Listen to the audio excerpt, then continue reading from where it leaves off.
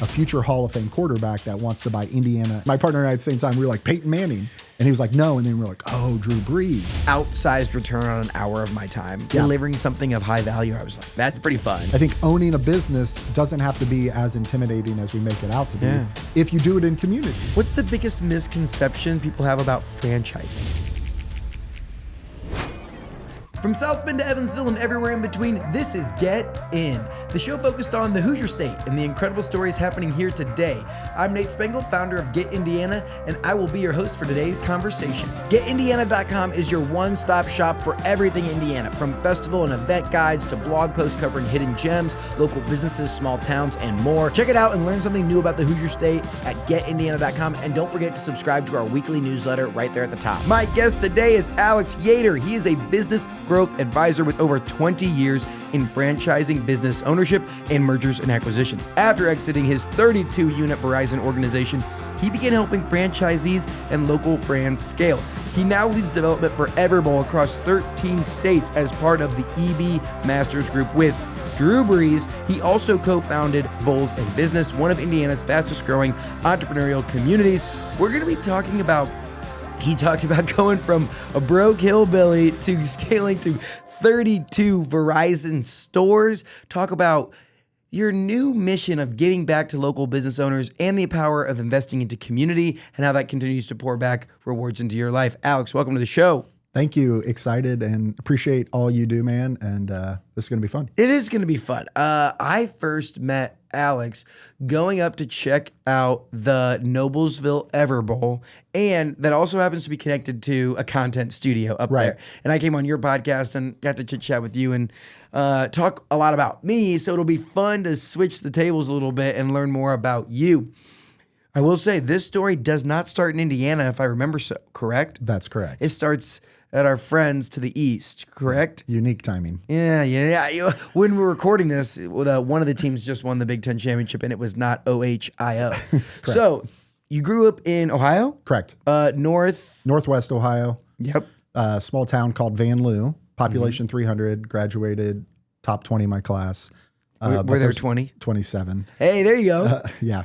But yeah, literally walked to school every day. The school was, 200 yards away. Yeah. Same school, kindergarten through senior. Lunch, we would be eating lunch with the kindergartners all the way up. So that's wild. Yeah. Okay. And then from there, did you go to college? I did.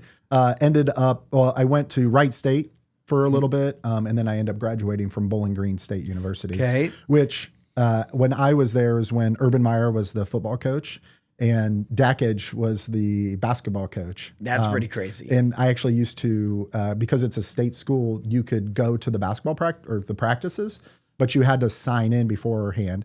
So I went to a lot of the basketball practices because I coached basketball, and Dackage would always send up one of his assistants to try to chase me out of there because they thought I was like a spy from another team trying to get information. Was entrepreneurship always the goal for you? No. Marriage is what got me motivated. I was a teacher. So I was a teacher and a basketball coach. And I was also, because teachers and basketball coaches at the high school level don't make a ton of money, I was also working at Cracker Barrel waiting tables to make extra money. Stop. Yeah, a 4-star. I still have the apron busted out every once in a while. Okay, so you were a teacher and a basketball coach in Ohio? Yes. And also working at which Cracker Barrel? In Findlay, Ohio. Wow. Yeah. Yep. So did that for a while, was getting married, and my father-in-law was like, hey, what are you going to do for health insurance? And it's like just stuff you don't think about when you're a kid. And so I started looking for full-time jobs. Wait, the school didn't have? No, because I was like it was my first year in teaching. So it was like I was sub-teaching and hopping around. So I looked for a job in the newspaper. I don't know if you know what that is. Yeah. It's the old version of what you do now. I thought you were saying you looked for a job at a news. No, I'm just kidding. Yeah. Help wanted. Yeah, Help Wanted. Alltel, which was a regional cell phone carrier, was hiring for $18,000 a year plus commission. I honestly didn't even know what commission was. I was excited. Took the job, had health benefits, and got started in the wireless industry through the wireless. We were selling the flip phones. And then when the first camera phone came out, we were selling the camera phone. Was Alltel a carrier? Yeah. Okay, so this would be like a competitor. Okay, a small regional carrier. Like today, it's like there's 5 of them or whatever. Correct. Like Verizon, T-Mobile, AT&T. whoever else. Yeah. Okay, so Autel was a regional cell phone carrier. Correct. And you're just selling, you're like in a store. Just slinging phones. Okay, Yep. so like you walk into the Autel store and you're ready for your upgrade. Like Yes. you get the new flip phone or Yes. whatever. Okay. Yeah. And were you like a sales associate there? So you're just like, hey, people come in and you help them get their phones? Yep. How long did you do that for? I did that at Autel right at a year. And then I was trying to get into management. A lot of my story is like I was a dumb kid and impatient, but it's ended up working out for me. Yeah. So I wasn't quite there a year. Their thing was you had to be there a year before you could get into management. And I was like, well, I'm one of the top 3 salespeople in the Northwest out of hundreds of people. And so I grew frustrated and left and went and got a job working for a Verizon dealer in Columbus, Ohio, and helped 2-3 different companies grow from small to big in the Verizon space. So they would have 2, 3, 4 stores, and then we'd help them grow to 50 stores. And you would. Yeah. Yep. You said we, like the royal we, like it's you. Yeah. And what was the secret to help them grow from 2 to 4 stores to 50? Yeah, a lot of it was culture. A lot of it was, my family and I, we were willing to go relocate. So we relocated to Cincinnati, Ohio. We relocated to Cleveland, Ohio to go plant markets and to start markets for them. So I would just take my knowledge that I had in the industry, and I was really good at leading and growing teams. And I was good at relationship management with the corporate level people. Yeah. So Verizon is kind of like franchises, like a lot of wireless in the early. Is it still that way today? Yes. Yeah. It's consolidated to where I think there's like 4 or 5 large companies, but the company that we ended up being with is actually a local company. They were Moorhead Communications at the time. Now they're called Round Room. I mean, it's a probably pushing $1 billion valuation company locally. No I need way. to get you connected with Just them to talk to. and they own Verizon stores. 1,000 plus, and then they own a whole bunch of their own, and then they have a franchise system under them. So you were going and helping out these Verizon organizations grow from small to big. Right. The secret sauce was in people leadership. Yeah. Like what were you instituting from a team perspective that was helping grow? Yeah. So I think another one of our secret sauces as well was we would go into markets that other people didn't want. So we would look at towns that had, let's say, 10,000 people, and then the closest Verizon store is 20 minutes away. So we could go in town and be like the mini corporate store and kind of castle it off. And then we were big on sales training, and we used conversion data, meaning we had like a camera system that would monitor how many door swings we had. And we bought into that really early and would look at, let's say an average conversion percentage in the industry was 15%.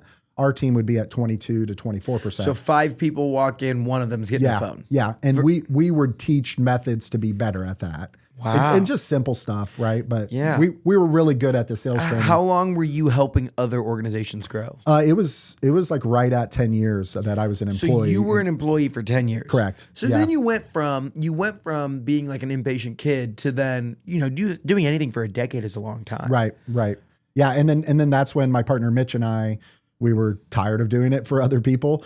He was in Chicago. I was in Cleveland at the time. Yeah. And you were probably like what, early 30s? Yeah. Yeah. And we were looking at what market to go to. Indy was just getting 4G. The Super Bowl was coming. So there was like a lot of hype around Indy, and there wasn't a lot of stores. So we identified Indy as the market to come to. And our first store was at Kessler in Michigan, which I think is closed down now. And then we opened one in Southport. Kessler in Michigan, there's like a Walmart neighborhood market right there. Yeah, it's right across the street from that. There's a Starbucks. Yeah, right next to Starbucks. We grew from 3 to 32, and a lot of that was through acquisition. So I'm a big fan of don't start a business, buy a business. Which we did a little bit of both, but it was like 80% of our growth was buying the guys. Did you start that the first one or buy the first one? So the first one we started, and my partner started it while I was in Cleveland. I didn't come out until the opportunity came for the third store, which was Newcastle, Indiana, home of Steve Alford. Henry County, baby. Yeah. Why Indianapolis, Kessler in Michigan, in like, the heart of Marion County, to Southport to Newcastle? Yeah. Just gaps in the market, places that needed it. Kessler and then Southport, we built those from the ground up. Newcastle was an acquisition. So we started to run into a lot of owners that were hitting retirement age, didn't know what they Had wanted to do. one store. Had one store, two stores, and we would gobble them up and roll them together. Yeah. And what did it take to start a Verizon store in the 2010s? As far as like capital and stuff like that, it wasn't bad. A lot of it was in the inventory. Back then we were carrying $30,000 to $50,000 worth of inventory in the store. But I mean, it's not like a restaurant where you have plumbing and stuff. So I mean, probably sub $200,0and. Wow. And so how did you like just save up? Did you guys save up and invest your own personal money to start this with your partner? The first two stores, Mitch, my partner, did it with a little bit of his own money, borrowed some money from grandpa, and then credit cards. And then the third store, we did owner financing. So we bought the store for like $100,000, but we only gave him $10,000 up front, and then we paid the rest out over 4 or 5 years. Yeah. And so I think a lot of times people are worried about getting, like they hear a business is worth $100,000, $200,000, $500,000, and they're like, well, I don't have crazy. I don't have 500 grand sitting around to buy a business. And are you seeing a lot of that? Like people getting into, whether it be franchises or small local businesses with creative financing? Yeah, absolutely. I mean, we bought 2 different companies that had 4 to 5 stores at where like different unique ways. Maybe a little bit would come from a line of credit from the bank, but then we would spread the rest out over 5 years, paying the owner over time. A lot of times the owners, there's a tax advantage for them not to take that money all in the first year. They could spread it out over 5 years and depreciate assets or, buy real estate to help offset that. So there can be a benefit. So a lot of times we would bring in their accountant to help them understand the benefits of that. And so you grow to 3 stores. You get Kessler, you get Southport, you buy one out in Newcastle. And what was the time frame of those first 3? Like how long? That was like within a year of me jumping in. Yeah. So that was really quick. Okay. We opened one in Elwood. Like we're going to all the, the small town. Oh, I'm here for that. Small town breakdowns here. Yes, sir. That's why I learned all these awesome restaurants. Well, you had one in Elwood, yes. Like Newcastle as well. Like you're out there which is interesting because like Newcastle is not small. No, not at all. Like it's way big enough to have a Verizon store. Yeah. There was actually 2. Oh, we were at 4 or 5 stores, and then we had the opportunity to do our big purchase. That was our first purchase where we bought somebody that had 6 stores. Okay. And you buy out 6. So that's 200% bigger than what you are. You're 3, you buy 6, now you're at 9. Yeah.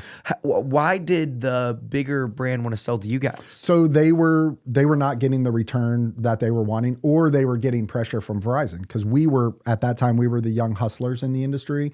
And we said yes to a lot of what innovations and ideas that Verizon would bring to the table. Like what? Like, hey, we want you to start selling more smartphones, right?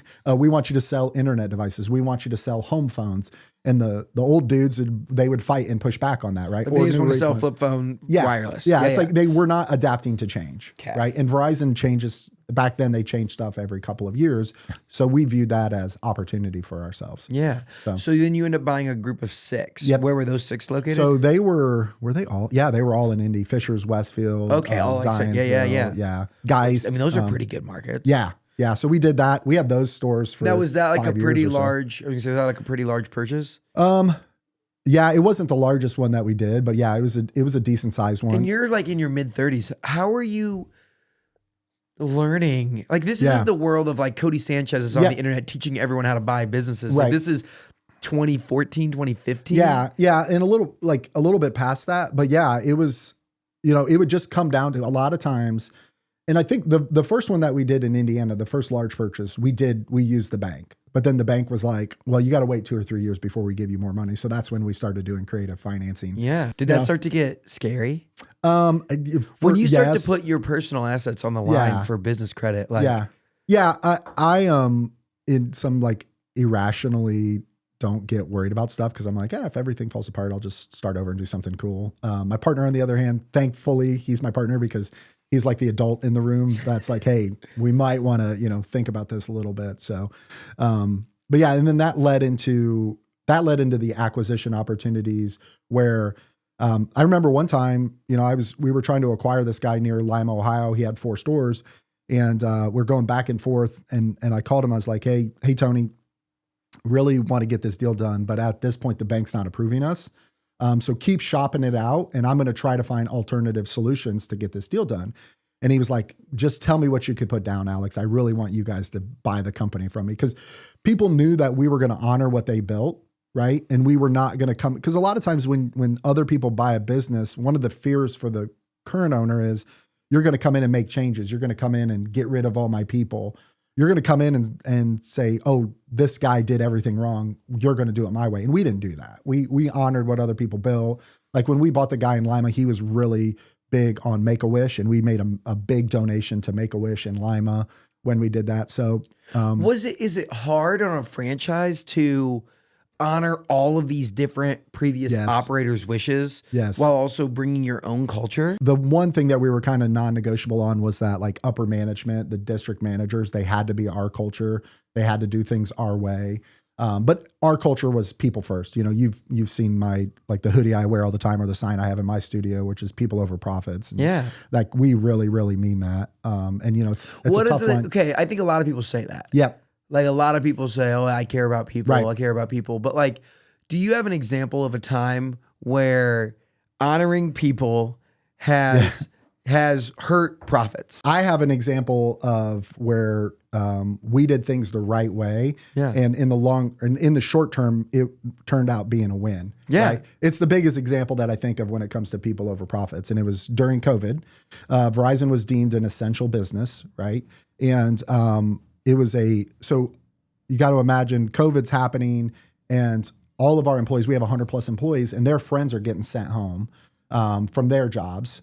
And our I say kids, but like the kids are like getting nervous. Like, should we even be working? And it's a Friday night on GroupMe, and it's like everybody's. You had a GroupMe with every employee. Oh yeah, we had a GroupMe, and I was like the hype man of the company, right? Yeah. And so we like it's like a meltdown on our GroupMe, and people are reaching out to me like, "Do you want us to shut this down?" I was like, "No." I was like, I don't know how they're supposed to be feeling right now. None of us have gone through that. So I took the weekend to think about it and pray about it. And I called my partner, Mitch, and I was like, I've got a crazy idea. We're going to send people home that want to go home, and we're going to pay them for 2 weeks. But we're going to do a leadership conference for 2 weeks. So we did a virtual leadership conference for 2 weeks. About 20% of our team stayed. We reduced our hours, paid them more commission to the people that stayed. Everybody else that went home, they got their normally hourly wage full time. So we invested a bunch of money to do that, because we didn't know what was right or wrong. So we almost let them make their own personal decisions on what was right or wrong. So then I started reaching out to, it's funny how things have fast forwarded so much when it comes to like virtual conferences or virtual speaking and stuff. But these people that were traveling around speaking on stages, they had no stage to go onto. So I reached out to a couple of, at that time, big speakers, and they virtually came on and spoke to my team. Like who? A guy named David Meltzer. Mark Schlerick, I think is his name, which he has this book called Nice Bike, which you need to check out. It's absolutely amazing.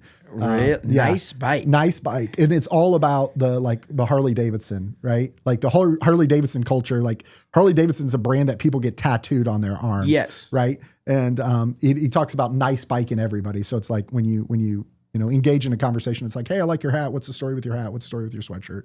That type of thing. So, okay. So they came on, they gave us their time. But at the 2 week mark, at the 30-day mark of COVID, that's when Verizon and the world started to open up a little bit. And everybody was like, okay, get your stores back open. Let's get back to business as usual. Well, a lot of our friends that owned stores, they had laid their people off. So they had to start over, where we already had our army of people that we had taken care of during the tough times. And that helped us massively to grow the profitability of our company, which made us get peak value when we decided to sell our stores. So. Yeah. I mean, I feel like that's hard in the short term, because it's like your bottom line definitely gets a little bit tricky there. Absolutely. And a lot of companies had to make hard decisions there. So and I do think that's the time, right? You take care of your people. Then when it comes at that point, did you have 32 stores? Yeah, that's when we had the 32 stores. Yeah. What got you to the point where you were ready to sell it? A lot of bureaucratic, political stuff in the Verizon world, in a good way. I mean, so you have the layer of Verizon. You also have the layer of Wireless Zone, which was the franchise that we were selling through, and just a lot of pressure and time that we had to commit to it to do it the right way. And my boys were starting to enter an age where I wanted to be able to spend more time with them. My partner was going through some health stuff, so I was concerned about the added stress of just the industry. We did decide towards the end of the summer of COVID that we were like, okay, we're going to hang on to these things for 3 years, drive the value up, and then do a big exit. And it was like after that conversation, we started to get emails saying, hey, if you're ever thinking about selling. So people started to reach out to us. And I was just like, there's too many clues that this is probably the right time. And we got a premium price and ended up selling to like 3 or 4 different companies. So we kind of chopped them up. 3 of the 4 organizations ended up being great. And, they took care of our people. One of them did not. And it was a heartbreaker. You're going through that. And you're like, hey, take care of my people. And then it's like, oh, I definitely will. How did you think about that or feel? Or like, what does that process feel like when you're going through the sale? That was one of the hardest things personally that I've gone through. And transparently, God gave me a vision through a dream where I was sitting with my partner and we are celebrating because we had sold the stores. This is before we even knew that people wanted to buy the stores. And then Mitch leaves the room and then all of our key people start coming in one by one. And I'm like, hey, we sold the stores. And they're like, okay, well, what does that mean for me? And like, I woke up cold sweat because that was really, really hard, right? Because, people over profit, we're building this culture, we're building this family. And then it's like, hey guys, we're breaking up the family type of situation. So it was hard. I would say how did you communicate that to your people? Yeah. So we waited until we knew we had the deal done. Obviously it takes a while to get deals done at that size. And then when we had confirmation, we just started at the top of the leadership chain and worked our way down. And I was very, very much holding the line on like, this deal doesn't happen unless you're keeping everybody at our top management team. There was a couple of people that we took with us, like, cause we started a real estate business and, we jumped into Everbowl and stuff. So, so we started at the top down. And then once like all of our district managers and stuff knew, we did a team call, with like different regions and started to let people know. And we would introduce the new owners and, help with the transition as much as we could. But it's hard, dude. It's really hard. When you look back on that, what was the greatest lesson that you learned from starting, growing, and exiting your business? I would face the realization that that's how business works, right? And then also bring your team along in the journey that this could be happening at some point, right? I think it's unrealistic to think in the modern age that somebody's going to have this business and keep it for 30 years. Like there's a lot of great examples of people that do that, but you're in business, to make money, to grow people, to grow communities. But when the opportunity is right, you should exit. Right? So I think bringing people along for the journey. We really, we had the stores for 10 years. We had that company for 10 years. And it really wasn't until the last 2 years that selling the stores became real. So I would have brought them along a little bit more, and been, being transparent. I wasn't not transparent as far as trying to hide. I just didn't know. I didn't properly know how to handle it. So you spent 20 years in wireless. Yeah. And then you sell your stores, 32 of them. You kind of get a clean slate of okay, now what do we want to do? What do you wake up the day after the transaction's finalized? What do you do? Yeah. So we had started Plan B early, right? We started to dabble in a little bit of Airbnbs. We were buying Airbnbs in traditional vacation markets. I went on a mission trip to LA, to the LA Dream Center, had my first acai bowl there.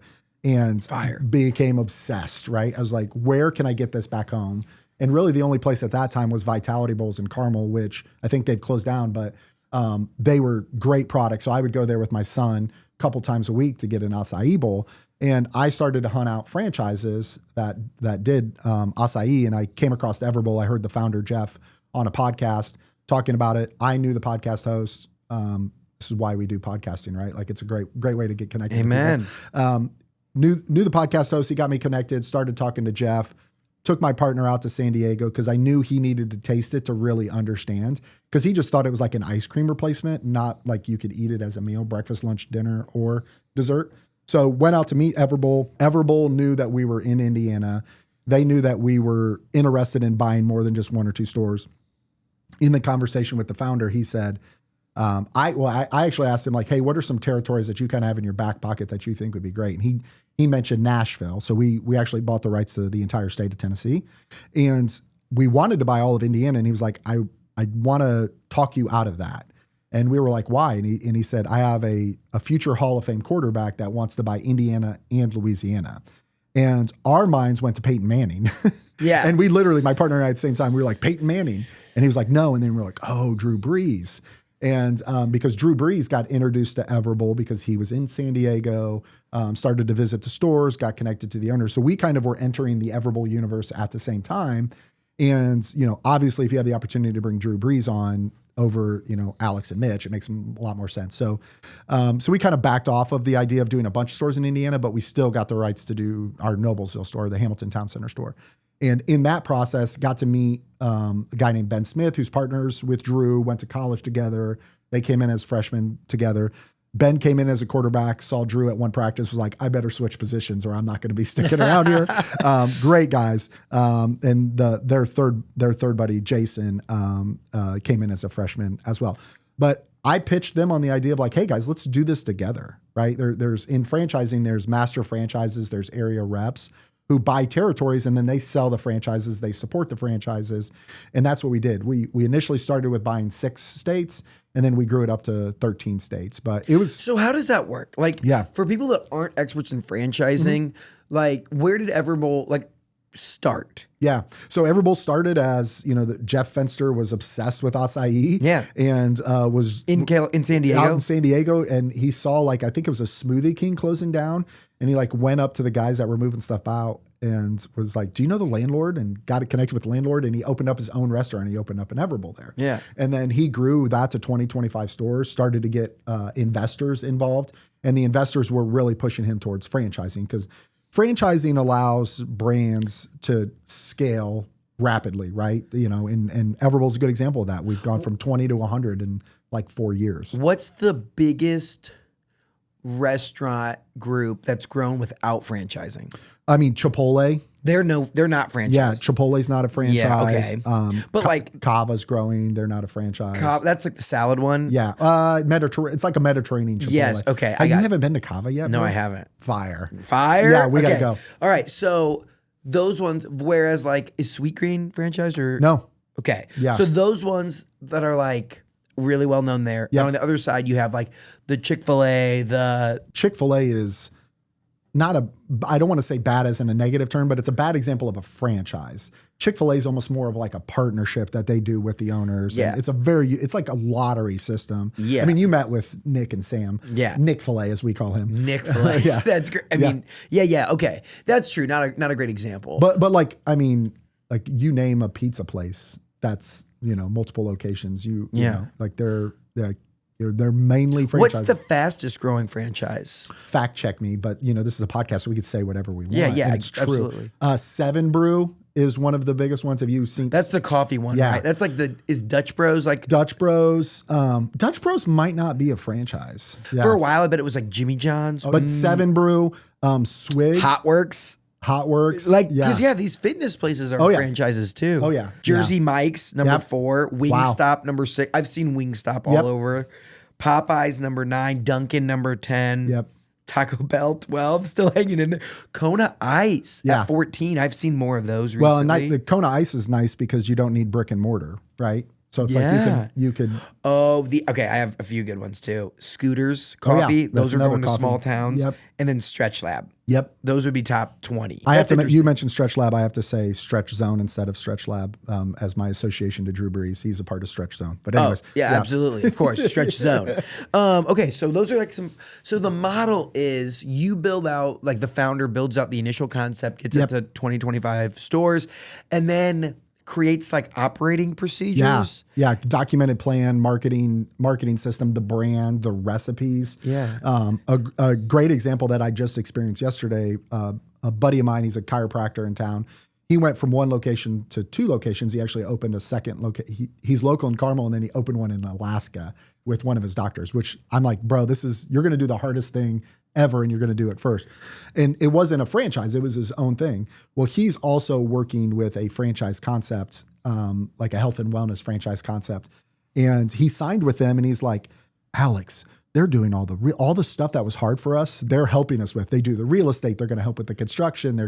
So when you get with the right franchise, they're going to hold your hand through this entire process. Was franchising like, have you read, oh my gosh, the Ray Kroc book? Like, I feel like McDonald's was like the original franchise, right? Yeah, absolutely. That's a great movie, by the way. Great movie. And then I just finished the book. Yeah. I haven't read the book. The book is phenomenal because it talks about, he was like older when he like got into, because McDonald's was, it was like a single unit. it was like a couple store or one store that grew to a couple stores out in California. Yeah. He met them. He was calling on them and selling them stuff, Right. like multi-mixers for their milkshakes. And Yeah. then he ends up getting the rights to grow it across the country. Yeah. And everyone's so confused that the guy who grew McDonald's, his last name was not McDonald's. Right.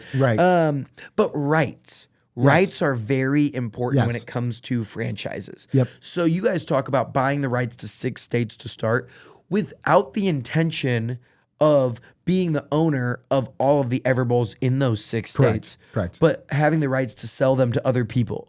Why does that work like that?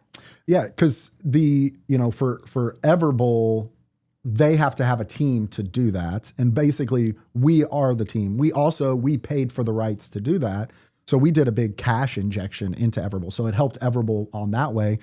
Also, every time we'd buy a state, it's Drew Brees commits to, there's all these articles out because, there are Cheat code. Drew Brees invests. Yeah, exactly. He's in everything. What is it, like the walk-ons, the pickler, like he's in all the Jimmy stuff. John's. Oh, he's in Jimmy John's. Yeah, that was Jimmy John's was his first one. So yeah. Okay, so you guys buy the rights to these 6 states, and then do you then sell sub-franchise license to the individual locations? Yeah. Like, take me through the economics of franchising. Yeah, so franchising, like some really quick rapid fire tips if you're looking at franchising.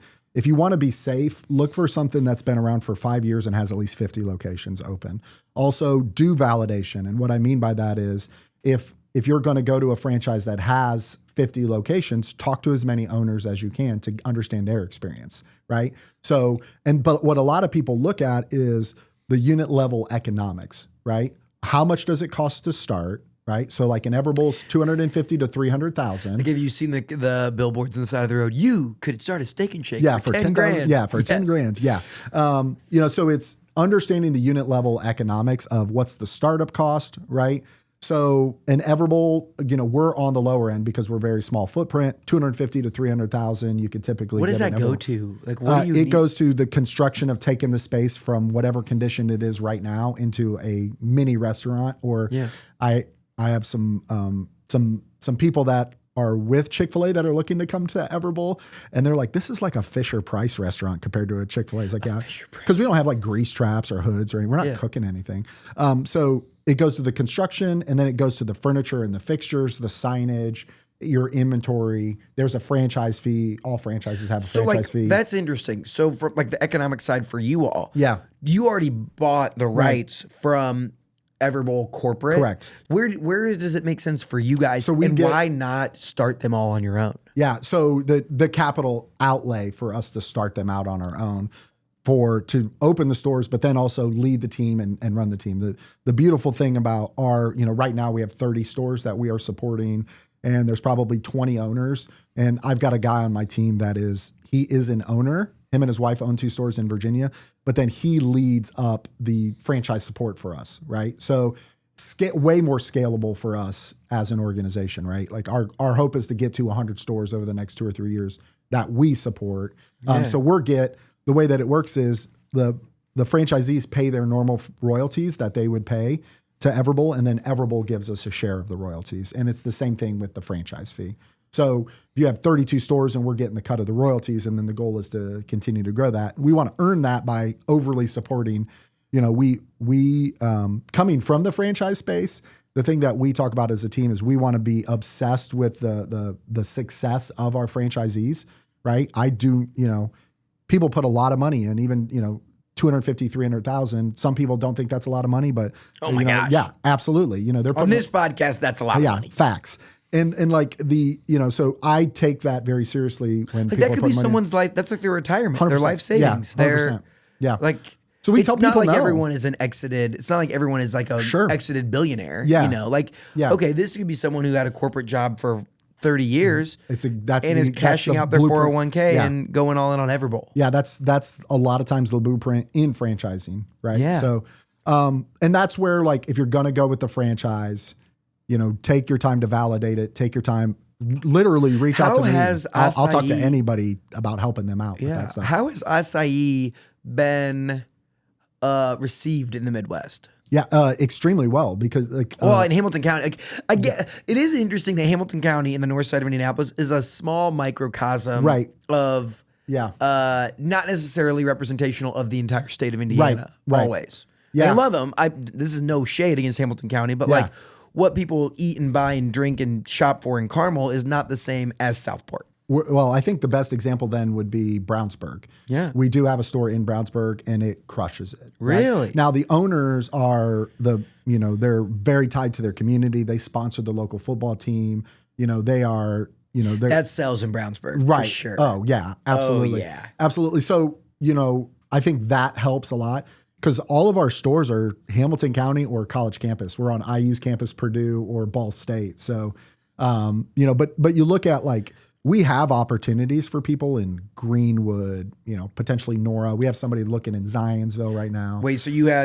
What's like because how like different organizations have city requirements or population or whatever. What are the requirements? So we usually look at like a 3 to a 5 mile radius. We want there to be 40,000 plus people with, strong income and strong education.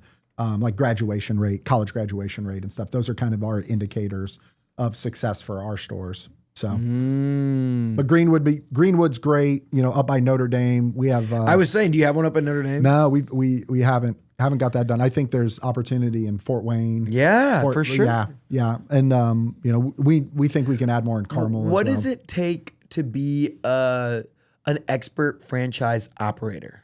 Getting with a system. A franchise system that seems super legit, and then running their play, getting an accountant that is going to help take care of your books, right? So it's like outsource what needs to be outsourced and really focus on the community development and leading your team is really important. And like that's what we see win over and over. It doesn't matter what brand you do. Talk to me about opening your own, let's say if it was acai or if it was like the sandwich shop. Yep. Talk to me about the pros and cons of opening a Jimmy John's or Nate's sandwich shop. Yeah, and I use this example a lot with like coffee as an example, right? Yeah. So if you're going to go open up a hometown coffee shop, there's no reason to bring a franchise in, right? Like there's plenty of information on roasters you can work with, what equipment you need. Yeah. You could pay an advisor to help lay everything out for you. You don't need that brand. But if you look at like acai, like where are you going to source it from? What are you going to do? I don't know where in the world acai comes from. Like, Brazil. Not Brazil, Indiana. Well, then I'm out. Thought about it, I'm out. No, as a 28-year-old, I could not tell you where you would and how you would make acai. Right. But I know it's delicious. Yeah, absolutely. So for us, that's obviously a competitive advantage. And we have other products beyond acai, but the acai is really the main breadwinner of the family. Yeah. When it comes to sourcing, like coffee shop, I do feel like hometown coffee shop is one of the easiest things. Yeah. No, that's no shade to anyone who started coffee. Like it's still hard. Oh like yeah. Running a business, especially a consumer brand, is hard. Absolutely. But like, roasters to source from, you can buy those pumps to get, how to make your lattes and stuff. Yeah. So like one would be, the playbook of how you're going to start one. What would be other reasons when you're weighing pros and cons of starting your own versus opening a franchise? Marketing, brands. You look at Swig, right? Like there's a new Swig that just opened, which is a dirty soda shop that just opened. What does dirty soda mean? Dirty soda is, it's like you take your Coke or your root beer, and then you add more sugar to it. So you add syrup. Is this and like cream. the BYU? This is like the Utah thing. Is that where it started? 100%. Yeah, they go crazy out in Utah. Have you not had a dirty soda? I don't really drink soda. Okay. Like when I think dirty soda, I'm like, oh, we're serving Jack and Cokes. Yeah, like that's what we're rolling with. Yeah, not necessarily like the butterscotch Cokes or whatever they are. Right. Yeah. Okay. They're so viral right now. If you go put yourself in the right market. Yeah. Versus if I started my own soda shop. Yeah. It would you'd have to really work to get the draft off the brand that Swig has. That's perfect. Now, locally, Twisters, who's based out of Pendleton, they opened one in Noblesville, and then I think they just opened one up on Ball State's campus. They are doing really, really well. They have quality product. So yeah. And it's funny because like I run in the world of like, I love franchising and remember the franchises, the majority of franchises that you go do business with, that's a local business owner and it's obviously local employees. So the difference of supporting a franchise versus a shop that somebody else started up, you're still putting your money in the local community. Yeah. The majority of the time. Talk to me about qualities, founder/operator qualities that thrive in the franchise and that would thrive starting their own. Like we're kind of comparing and contrasting. Like, are you the type of person that should think about a franchise, or are you the type of person that should just do it on your own? Like if you're not willing to run somebody else's play, then a franchise is not going to be for you, right? Because we can't have a franchise where we have 100 stores and we're going 100 different directions, right? So we need like, everybody what are the going biggest the same way. ways that you feel like sometimes operators for franchises feel restricted?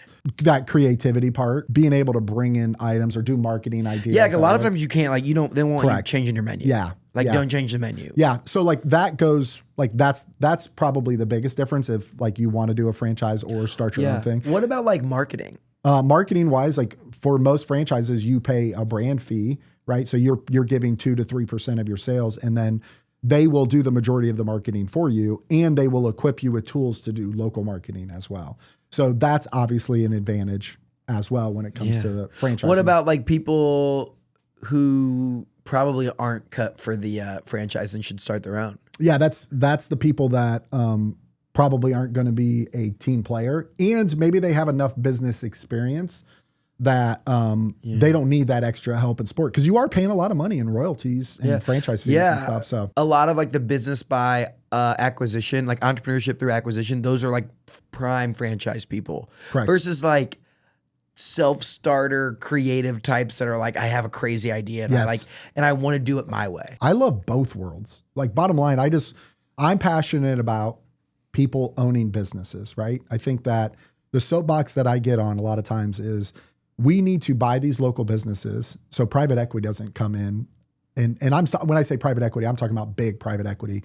So these companies from out of state don't come in and buy Bob's HVAC company or plumbing company, right? Yeah. And then it's the same thing with real estate, right? It's like there's a lot of that going on. And I think that, part of the American dream is owning your home, owning a business. And I think owning a business doesn't have to be as intimidating as we make it out to be if you do it in community. Yeah. Well, and you're so passionate about helping people open a business. Like your sons are all very young entrepreneurs. Talk to me about what they're all doing. Yeah. So Owen, who is 19, is a year and like 5 months into Indie Photo Fund, which is a photo booth business. So he does weddings and events. Like he's done 3 events at Chris Kindlemart. And I say this with all the respect. It's not that complex. No, it's not like it is still your own. You're 19 years old and you've been doing this for over a year. You're running a business, but the businesses bring fun and photos to events. Yeah. Like it's not necessarily you have to go out there and be the next Mark Zuckerberg. No, right? and there's lots of businesses like that are a great gateway. So he graduated high school and did some internships over the summer. And he just was like, I don't know what I want to do, Dad. And I was like, well, maybe we'll find some sort of like side hustle, landscaping, power washing, whatever company for you to buy or start. And I had somebody reach out to me about Indie Photo Fund. The previous owner reached out to me about us buying it and brought it to Owen, and Owen was excited about it. So Owen's been doing that for a year and a half. He's all in. He wants to continue to grow it. He's been investing a bunch of his money into grow it. Even if Owen doesn't do that for the next 25 years, it's still a great rep, great experience. You're making money and you're learning that like, business ownership is not that unattainable. Yeah. And if he does it the right way, which, we already know what it could sell for now, he could sell it for twice as much as he paid for it. Right? And he made money while he owned it. So if he keeps it longer and he continues to clean it up, bring in more reoccurring clients. So when it comes to our boys, entrepreneurship was really caught, not taught. Like as a father, I was like, obviously always talking business, but they never really showed a lot of passion about it.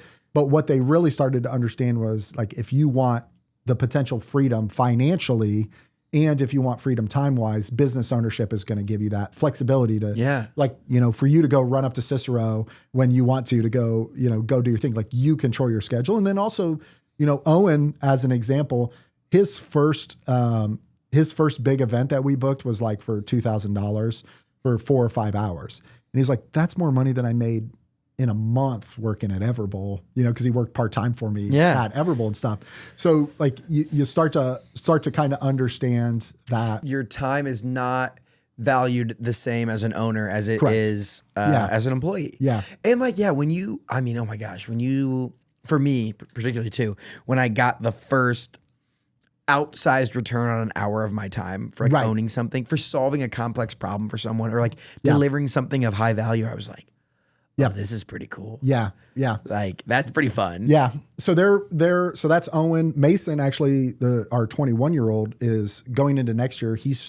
We've been working on this for about 6 months, and he's landed on the idea of he's doing a pop-up bookstore. So imagine like you're going to a coffee shop or a brewery. He would bring in like a little, almost the size of your office, like a used bookstore. Oh, right? so it's a very huge bookstore, the size of the studio. Oh, huge. yeah. My bad, No, my I bad. got you. Yeah. So he's gonna do pop-up bookstores. Yeah. So that'll kind of be, ultimately he wants to own his own used bookstore, but this is a good like gateway into that. So start off with pop-ups. He goes to local libraries. He went and bought 47 books from the Westfield Library that they were selling for $100. He's going to be able to sell those 47 books for probably $500, right? No way. So he's just arbitraging, buying books low, selling them high, but then he's taking them into like a coffee shop. Well, and a little bit of that is vibe. Yeah, Like 100%. Like the economics between used books and more and a boutique bookstore is the vibe. Yes. Yeah. Just creating the ambiance, Right. and something like a place that people want to hang out and read and support a small business owner. That's super cool. Yeah. And then, Quinn just turned 18 on Sunday. So Happy birthday, Q. Quinn is, I've been blessed that he's been like my right-hand man and hype man for, the last 10 years. Like when we used to own Verizon stores, he'd go to West Virginia with me on road trips because we homeschooled the boys. No it's way. like, you want to learn about, math? Let's go count the drawer in West Virginia. Go. Come on. The big dream for the Yeater family though is, and it really started like 9 months ago. We want to bring Family Entertainment Center, our own concept to town, right? Where it's like, when you say Family Entertainment Center, you're talking like trampoline park, right? Whatever. So we want to bring in a 20 to 30,000 square foot arcade, laser tag, putt, maybe escape room, stuff like that with some quality food.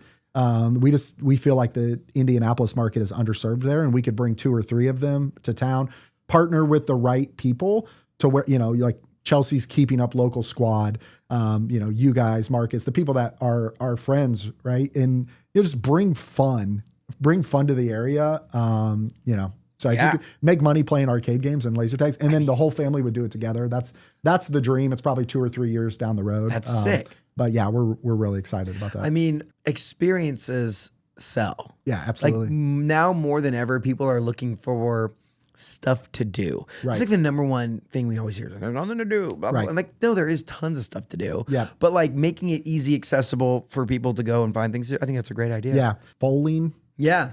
You've been down to that? I have several times. Dude, that was so fun. But like stuff like that, right? Yeah. It's like, and it's like that started, you know where bowling started? no. In the Coke lot at the Indianapolis 500. Nice. Some guys from Detroit would That's come to the Indy hilarious. 500 every year, and they would bring the cornhole boards and they would put them down flat when they Yeah. didn't want to play cornhole, and they would set up all of the bowling pins, and they would throw the football at them. Yeah. And like that is where it started, and it grew from there, and now they have one here, and Right. it's such a simple concept. Yeah. too. Like, It's so fun. but it's a vibe. Like, Yep. you hang out, you throw the ball, you get a couple drinks, and Right. you can bring in your own food and whatever, and it's Yeah. great. Well, I think they just opened a pizza place inside of there. Oh, no so way. I haven't been there haven't since either. I've been there. Yeah. Yeah. Because they would be like, just order DoorDash and have it delivered here is Yeah. what they were doing. Or our So- friends at Cluster Truck, right? Yeah, Come on. absolutely. Absolutely. Yeah. Support local. Yes. Okay, so entrepreneurship, the boys are rolling in their businesses, getting stuff going. Talk to me about what you're doing, because not only Yep. are you helping with Everbowl, but you're also doing some other interesting stuff to give back to the entrepreneurial community. I've been to one of the Bowls and Business events. Talk to me about what inspired you to start that, as well as lean into more of the coaching side. Right. So Bowls and Business started about 1.5 years ago. Yeah. We had, the studio that you came to, we had this great office space and, lots of friends that were business owners. And we were like, hey, let's just get together and hang out and help each other's businesses. So the first meeting was 10. And then fast forward, like our 1-year anniversary, we had over 100 people show up. That's so crazy. Local small business owners that are trying to help each other out. The the original, like kind of what we're driving is like, if you're looking to buy, sell, or grow your business, that's who we're looking for. And it's become a place where the startup people, right? Like the moms, the dads that are doing a side hustle while they have their job, but they're looking to grow something, that they're coming there. And we've just built a really awesome community. And it's because of people like Mason McDonald, owner of Noble Coffee, Lee and Seth Hartzell with Bulldog Moving, those type of people, Tim and Alexis with Blend Wealth, that they come in and they've helped me to grow it, right? So what we do is we meet once a month. We'll bring in a speaker typically, or we'll just do straight networking. And the speaker will talk, and then it's just a lot of networking and community building. So, I mean, my guy Mason here, the other Mason, I've got a lot of Masons in my life. My son Mason McDonald, and Mason over here. We met at Bowls in Business, and it's just been a great community. Through that, over the last 3 or 4 years, I've had a lot of young entrepreneurs or seasoned business owners that have come to me for some advisory type thing. And that's one of the things that I'm really, really passionate about. It goes back to, I want to see the good guys win, and I want to help the good guys win. And I also want to help people identify if the business that they're in actually makes financial sense to go put your time and effort into, right? I think that's really important. So that's what I'm doing. I spend a lot of my time meeting with business owners and trying to make connections with them to help solve problems. I'm not typically the one solving the problem. I'm making connections with them to, like, you really need better accounting, you need better marketing, whatever that is. And, what are the common problems that small business owners are facing in 2025? The one that I'm seeing the most right now is they've got sales coming through the door, but the money in the bank account is not what they think it should be. And it's because they are being intimidated by their P&Ls. And what I see and what I've been helping people with is, imagine the P&L is actually a person that you're sitting across the table from. That P&L is intimidating you. I mean, there's business owners that months will go by and they don't ask their accountant for P&Ls. They don't know, and like that's the stat sheet at the end of the game on whether you won or lost. And if you don't know what you're looking at, you're just putting yourself in a dangerous position. So that, and then I think a lack of focus on what's important, right? Like, what are the revenue driving activities that are going to grow the revenue of your company? And are you getting stuck in the whirlwind, the minutia of the day-to-day part, and you're not spending the time driving revenue or making things better operationally? So, like, what kind of advice are you giving to small business owners that are looking to grow in 2026? Yeah, identify, do you need a lot of customers or a little bit of customers, right? And what I mean by that is, if you look at, somebody that's like trying to grow their bookkeeping firm or accounting firm, they might only need 20, 30, 40 customers to get to the monthly amount where they want to be. And in those situations, my advice is go get face-to-face with people. It's like, treat it like it's 1980. You need 40, yeah. If you go shake 100 hands, you could probably find 100%. 20 customers. Go buy people coffee, right? Yeah. Go take coffee and lunch, right? So a lot of that. And then if you need a lot of customers, that's when it's like, you've got to, obviously a lot of times that's brick and mortar. So it's like figuring out their advertising channels. Are you doing meta ads? What's your Google My Business profile look like? Are you giving it any time and attention, and cleaning that kind of stuff out? What's the experience look like in your store? In a world like franchising, like, you can't be necessarily as creative. You can't like change a lot of things. You can't like, be unique in a lot of ways. How does someone thrive as a franchisee with the box that you were kind of put in? Yeah. So we did it when we had our Verizon stores, right? And we've done it with Everbowl as well. But it's really being partnered with the franchise, right? It's like, clearly communicating your frustrations or your ideas and bringing those to the table. And, so it's like just operating with integrity and letting them know what you want to do and what you want to try. Why does it matter? Being willing to test stuff that the franchise is bringing to you. So, I mean, you can have that freedom, but it's like freedom within the framework is how I've heard somebody explain it in franchising. Freedom within the framework. Yep. I love it. Alex, this has been a ton of fun. I've learned a lot about your journey. We won't say about where it started at over in our friends to the east, but growing. And I think that it's so evident. I'll have to tell a fun Alex story real quick. So when I first met Alex, you invited me up to come check out the studio and hang out. And I was like, okay, yeah, sure, I'll come check it out. And this guy who's doing the acai bowls up in Noblesville, like, cool. And I met you and we hung out and we went on the podcast, and like, I think for like the first maybe month or two, I kept waiting for like the catch where it's like, what does Alex want from me? Like, he is so nice to me right now. Like, I know there's going to be a catch at some point. And here we are, a year or so into it. Oh, like, it's coming. I'm playing the long play. Yeah, Don't worry, like, 3 years from now. No, like, you have at every turn been such a huge support system. Like, you've just been so encouraging, motivating, like, and there was no catch. And I think that is, again, Indiana, I feel like we are blessed with a lot of really well-intentioned people, but sometimes there always still is like the catch. And 100%. I was waiting for a long time, and it still has not come. So I don't know if it's coming at some point down the road, but like, I think that's so cool and speaks ton to you and your character of like, you really do believe in just pouring into those around you and not asking for anything in return. And it seems as though like God continues to bless you and pour good things back into your community. Yeah, and that comes from my parents. We grew up in small town Ohio, like I said, 300 people. And man, there was not a moment that we weren't, chopping firewood, raking leaves, cleaning the church, like just serving the community and serving people. In a world where today it seems as though everyone is in things for how it's going to serve them. Right.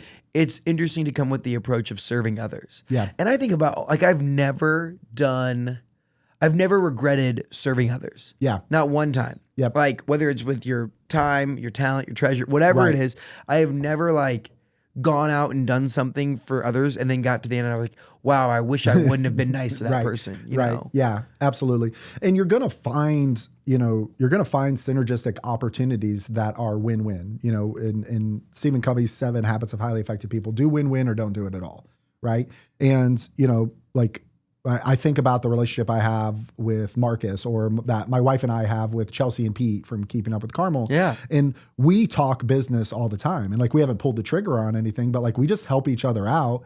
And we would love to do something together at some point, right? But it'll be the right thing, right? And the people in my life know that I'm available and I'm willing to help, right? And there's going to be times where like, hey, can you help me with this, or can you introduce me to this person, type of deal. But I just really enjoy it. Like, I want to see the good guys win. I think that we need to, like, we really do. We need high quality, high character people making more money, employing more people, being in local government, right? Like, it's like, my buddy that's in Everbowl, the Everbowl world, he's like, I'm done giving money to assholes. Like, he just doesn't, like, I'm not going to give my money or support somebody that just doesn't treat people the right way and doesn't take a long-term view of their community and their health of their community. And I take that stuff seriously. Yeah, I love it, man. I think you're doing spectacular work, and just the way you're organizing people from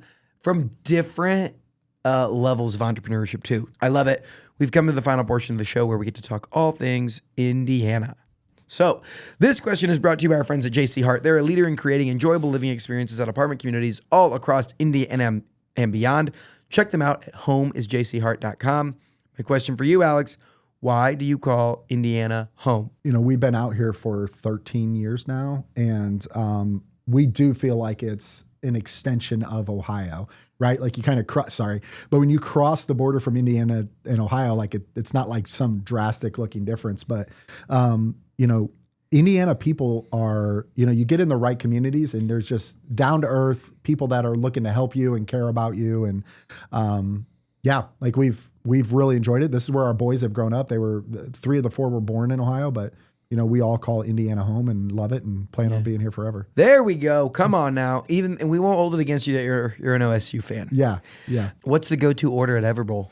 Everbowl is just like the classic Everbowl: acai with granola, blueberries, bananas, and strawberries. Yep. Maybe add a little PB. Oh, I do like the peanut butter. Yeah. Oof, yes. And we have Nutella now, so the Nutella Everbowl. What's the number one thing you've learned about managing a restaurant? You got to get your prime, which is your cost of goods sold, and your labor. Like, you've got to understand it and you've got to beat that number, right? So like, let's say in Everbowl, we're trying to be at 55%. So we look at it on a weekly basis, and then we look at it. So it's like, you got to measure what matters. Reviews matter, culture matters, the experience, the interactions with the guests matter a lot. So that was 7 things, but yeah. Yeah. Okay. That makes sense. Yeah. A lot of that is like the equation, right? Of what's it cost? What are you bringing in the door? What's it cost? And I feel like hours and days and all that stuff is hard to do. Yeah. Like there's so much business that goes into the restaurant business. It's like, on one side of it is like, the recipes and the food and the product and the customer service and all that. Right. And then it's also knowing your numbers, and like there's a lot of hard business that goes into it. It's interesting. What's the biggest misconception people have about franchising? That you're not supporting local, right? Yeah. Like you're in all the chatter groups, and I love watching some of your interactions in the local chatter groups.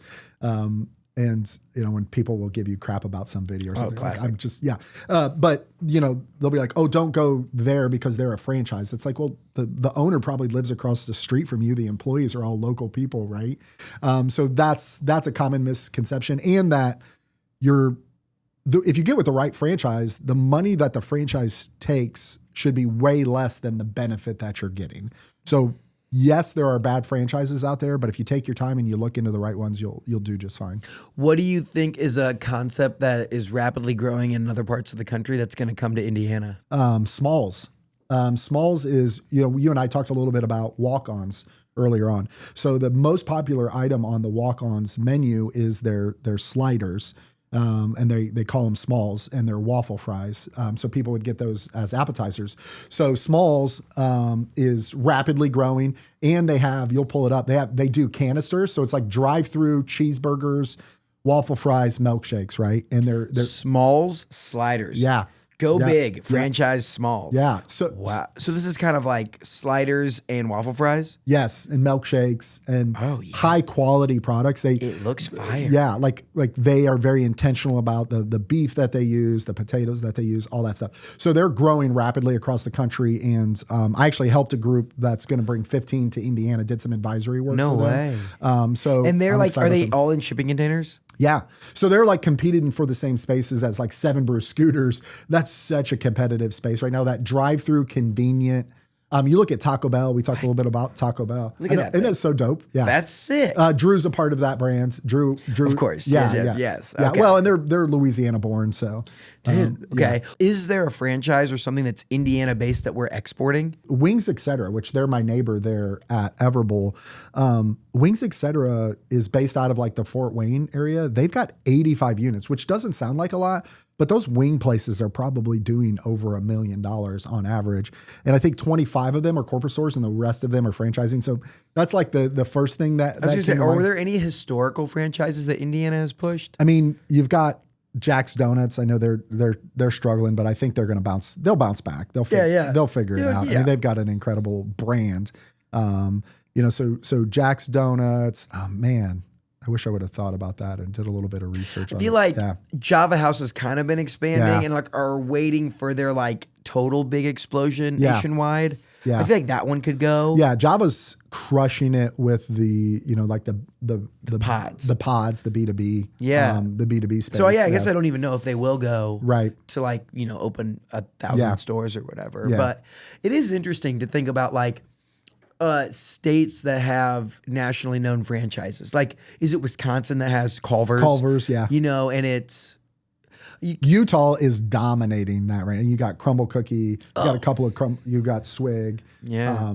So those which is so interesting because it's just like it's just pop and it's just cookies. Sugar and more sugar. Like the OG ones were like Taco Bell, KFC, like pizza, like XYZ pizza place. Yeah. And now it's becoming more of like the niche things. Yeah. Like you want it to be a little more boutique. You want it to be more like the Crumble. Right.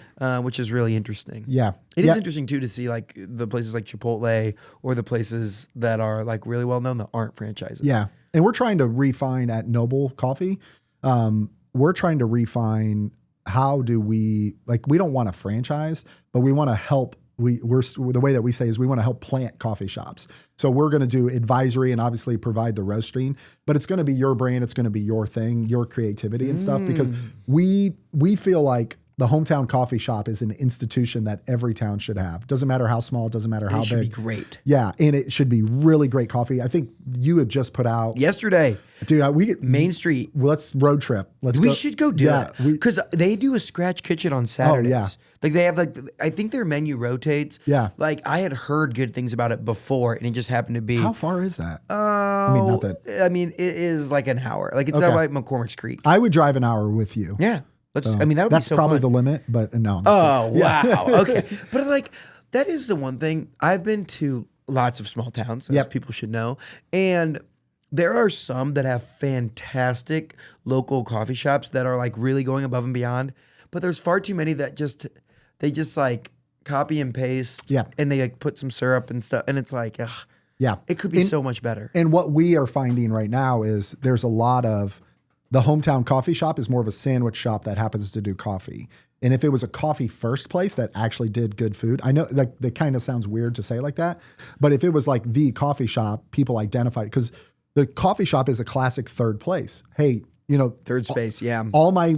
Pretty much all my meetings are at Noble Coffee, another coffee shop that I'm going to mention here in a little bit, or one of the coffee shops in Carmel, right? It's just the perfect place to go meet with people. Yeah. Because you don't have like the full commitment of paying for somebody's lunch. Okay. Yeah, exactly. Okay. So if you were in small town Indiana and you had to start a new concept, start a business in small town Indiana, what would you do? Coffee. Yeah. Yeah. I'm kind of over the restaurant industry of like trying to go explore anything else. But, a lot of these pizza places crush it.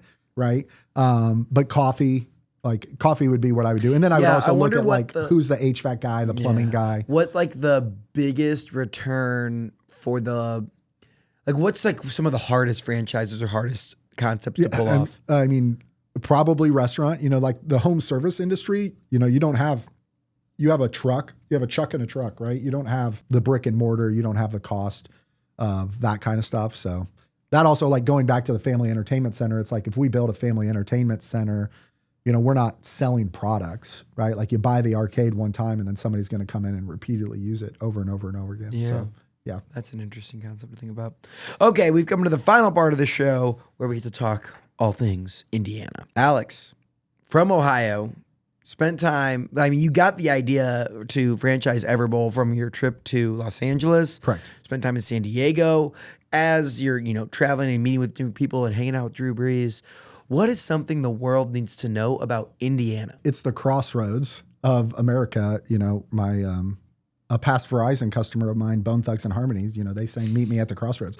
A past Verizon customer? Yeah. Long, fun story. They're great people. That's great. Yeah. I did not expect Bone Thugs and Harmony to be. And they're like the fact that, they've been around since like 1994. They're all still alive. They all still tour, stuff like that. Anyways, like, I one of the things that we love about Everbowl, about Indiana is it's a bit of a melting pot, right? So you run into people that are kind of from all over the country or all over the Midwest, especially in Hamilton County, right? Yeah. You don't run into a lot of people in Noblesville. Well, people in Noblesville are very proud that they were born and raised in Noblesville. You'll hear that a lot. Yeah. But a lot of the people, they're from other states. So there's a lot of diverse states that are in the area. But like, honestly, it's like what you say about like, hey, if you're on the side of the road and you're pushing your car, like that truly is Indiana. I come across that over and over and over again. Yeah. There's just a lot of people that are willing to help and go the extra mile for you. Amen. All right. This is your opportunity to share something that needs to be getting a little bit more love. What is a hidden gem in Indiana? Yeah, so this hidden gem is my wife and I's hidden gem, and it's Cafe Jardin. And Cafe Jardin is in Noblesville. It's about 8 minutes away from my house. It's in Providence Home and Garden. So it's inside. It is a high quality, great coffee shop. Our friends Joel and Christy Kempson own it. And Providence Outdoor, they do like commercial landscaping. They do a few other things. And they built this beautiful home and garden store and decided to put a coffee shop inside of it. So it's just a beautiful, beautiful setting. The fact that it's really close to our house, it feels like home when you're going in there. Husbands, be warned, you might go there for a $5 coffee and walk away spending $500 because they have just absolutely gorgeous home and garden stuff. Outdoor seating, there's a dog park there. all the things. And they sell Noble Coffee, so I'm allowed to say that because I am a partner. In Yeah, Noble there Coffee. you go. Yeah. Wow. Yeah. Cafe Jardin. Yep. That I've never heard of that before. All right, it's on the list now. Yeah. Finally, this is your chance to brag about someone who's just doing some big things in Indiana and someone that more of us need to know about. Who's a Hoosier we need to keep on our radar? Someone who's doing big things. Yeah. My buddy Tim Woodward, Blend Wealth. In the story of Bulls in Business and what we've done, Blend Wealth is such an important part of it because they do wealth management and accounting, but they work with all size businesses. A lot of wealth management and accounting firms are like, hey, we only want to work with, companies that are doing 2 or 3 million. And they give time to people even if they don't necessarily be a company. So like our hearts are aligned on, we want to help small businesses grow. And we think an important part of that. And Tim and his wife, Alexis, are just absolutely wonderful people. And we've gotten to see their journey from startup to where they're at. And, they've been a massive blessing to the Bulls in Business community. So Heck yeah. Check out Blend Wealth. I love it. Alex, it is always a pleasure to get to sit down and spend time with you. I am just so impressed and inspired by your servant leadership and your commitment to the community. Obviously in Noblesville, in Hamilton County, and just in Indiana in general. I think that if anyone hasn't been up to a Bulls in Business, you got to go. There's just such an interesting, awesome, encouraging group of people that show up there. And it's different than your YPCI network group and different than maybe any of your other, big, large enterprise business groups here in Indiana. Like you could run into someone at Bulls in Business that is, an executive at a really big company and also someone who's, starting their art business, like it's really, really a diverse group of people and backgrounds and businesses and just really good people. So kudos to you for, really igniting that and obviously bringing other voices and people into the table to elevate and help create more business owners, man. It's been fun to get to know you over the last year and I'm always rooting for y'all and you're always up to something fun, which I love. Yeah. Awesome. And for the audience, the Nate that you guys see on social media and on the podcast stuff, that's the real Nate. He is like one of the most authentic people that you'll ever meet and just full of passion, full of excitement. Fun story about Nate and I, we are undefeated in duos on pickleball. This is true. At Pickler. We are undefeated in pickleball. Like you might not expect it from these two, but we are undefeated. We will be taking any challengers on out there. If you would like to come, we'll meet up at Pickler and we can run it back. I love it, man. But no, keep rocking, bro. If people want to connect with you or if they want to show up to a Bulls in Business. So look me up on social media, Yeater, Yeater. There's not a lot of us, so you'll find me, Alex Yeater. And then there is a Bulls in Business Facebook group that's got like 1,000 people in there. So like that's really the best place. 1,000? Yeah, I know. Crazy, dude. In 15 months to grow something to 1,000? I think the group's even private and stuff. So like we don't know what we're doing.